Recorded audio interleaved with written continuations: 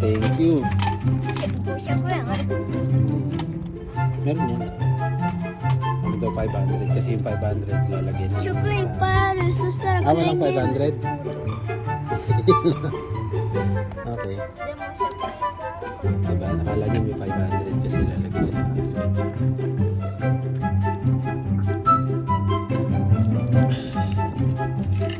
Okay.